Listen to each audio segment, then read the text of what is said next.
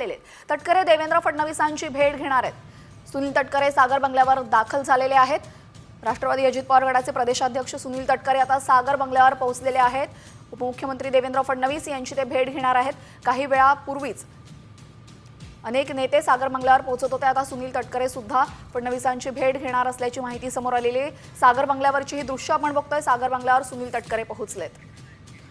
आपल्यासोबत आमचे प्रतिनिधी गणेश कवडे जोडले गेलेले आहेत। गणेश, राजकीय घडामोडींमध्ये अत्यंत वेग धरलेला आपण बघतोय, कारण काय आहेत?